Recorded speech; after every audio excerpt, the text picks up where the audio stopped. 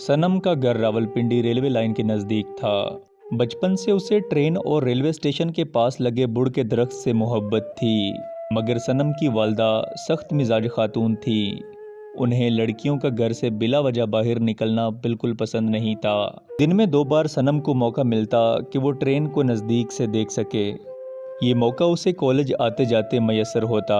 सनम को कॉलेज जाने से ज़्यादा लगाव तो बुड़ के दरख्त और ट्रेन से था।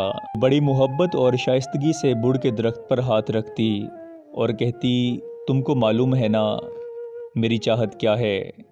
मुझे यकीन है एक दिन वो ज़रूर आएगा और मुझे लेकर चला जाएगा। देखना, मैं उसके साथ यहाँ से इसी ट्रेन में बैठकर कहीं दूर किसी वादी में जाकर अपनी ज़िंदगी बसर करूँगी। वक्त इसी तरह गुजरता रहा। सनम ने एफए का इम्तिहान पास कर लिया। माँ बाप उसकी जल्द से जल्द शादी करना चाहते थे। सनम घर की 4 दीवारी में कैद होके रह गई थी। वो अब ना तो बुड़ के दरख्त को छू सकती थी और ना ही ट्रेन की पटरी पर भागकर ट्रेन को पकड़ने की कोशिश कर सकती थी। मगर वो रोज़ मगरिब से पहले छत पर जाती और दीवार की मुंडेर पर बैठकर आती जाती ट्रेन देखती और दरख्त को दूर से देखकर कहती, यार दुआ करो ना वो आ जाए, वो जिसे मुझसे मोहब्बत हो, वो जो मेरे लिए अपनी जान की भी परवाह ना करे। देखो माँ रंग रंग के रिश्ते देख रही है, ऐसा चलता रहा तो मुझे यूं ही किसी से ब्याह देगी। और फिर मुहर्रम के जुलूस के लिए हिफाजती तौर पर तैनात की गई पुलिस में से सनम को अपना शहजादा मिल गया।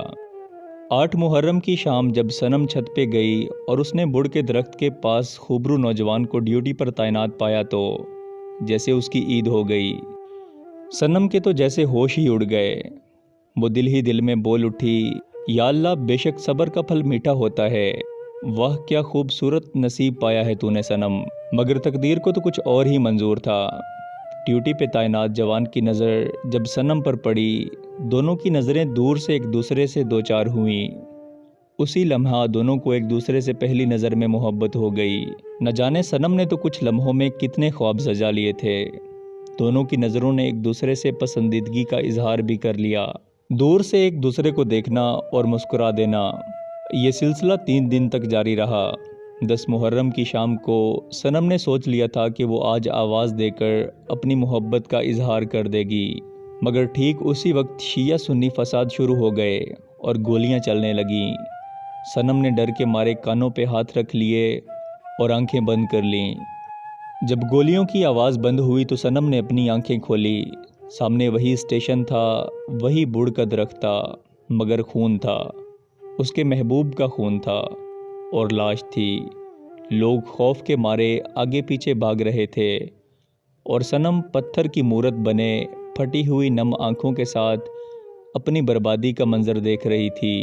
अचानक ज़ोरदार बारिश बरसने लगी और हवा का एक तेज़ झोंका बुड़ के दरख्त का पत्ता उड़ाते हुए सनम के चेहरे के पास लाके चिपका गई, जैसे उस पत्ते ने सनम से कहा हो, सुनो, तुम्हें मालूम नहीं, कुछ मोहब्बत की कहानियाँ बहुत खूबसूरत होती हैं, हालांकि वो अधूरी होती हैं।